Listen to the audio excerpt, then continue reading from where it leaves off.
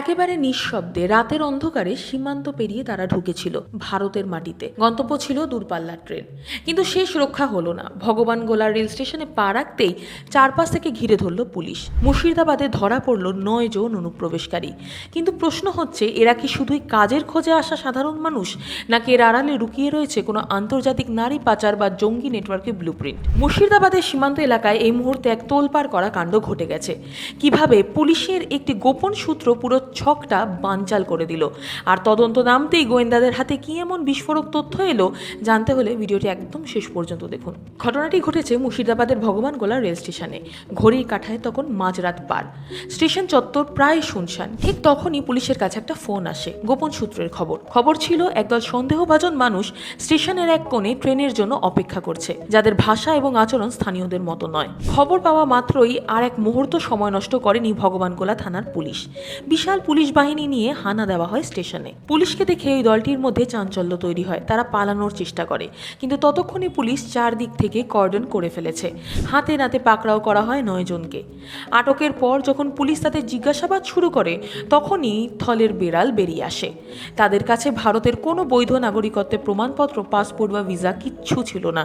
জেরার মুখে তারা স্বীকার করে তারা প্রত্যেকেই বাংলাদেশের নাগরিক এবং কাঁটা তারের বেড়া গলে বেআইনিভাবে এদেশে প্রবেশ করেছে।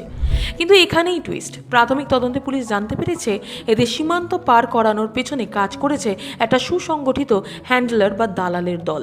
রাতের অন্ধকারে সীমান্তরক্ষী বাহিনী নজর এড়িয়ে কিভাবে তারা ভারতীয় ভূখণ্ডে ঢুকলো, আর তাদের পরবর্তী গন্তব্য ঠিক কোথায় ছিল, মুম্বাই, দিল্লি নাকি অন্য কোথাও, এই প্রশ্নগুলোই এখন তাড়া করে বেড়াচ্ছে পুলিশকে। পুলিশ এবং কেন্দ্রীয় গোয়েন্দা সংস্থাগুলির মধ্যে মুর্শিদাবাদ সীমান্তকে ইদানিংকালে আন্তর্জাতিক পাচার চক্রগুলি করিডোর হিসেবে ব্যবহার করার চেষ্টা করছে। এই 9 জন গ্রেফতার হওয়ার পর সন্দেহ আরও জোরালো হয়েছে।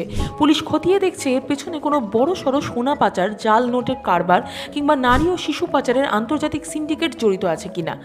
সাধারণত এই ধরনের অনুপ্রবেশকারীদের দেশের বিভিন্ন প্রান্তে সস্তা শ্রমিক হিসেবে বা অপরাধমূলক কাজের জন্য সাপ্লাই করা হয়। এই 9 জনের মোবাইল ফোনের কল লিস্ট এবং টাওয়ার লোকেশন ট্র্যাক করে এখন সেই মূল চক্রের মাথাদের খোঁজে তল্লাশি চালাচ্ছে পুলিশ ও গোয়েন্দারা। এই ঘটনা আরও একবার প্রমাণ করে দিল যে মুর্শিদাবাদের নদীমাতৃক এবং স্থল সীমান্ত কতটা সংবেদনশীল।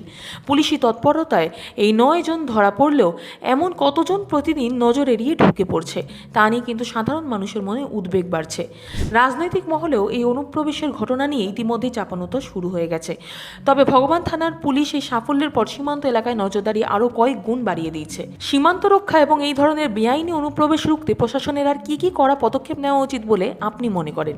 কমেন্ট সেকশনে আপনার গুরুত্বপূর্ণ মতামত অবশ্যই জানান। ভিডিওটি ইনফরমেটিভ মনে হলে লাইক শেয়ার করতে ভুলবেন না। দেখতে থাকুন।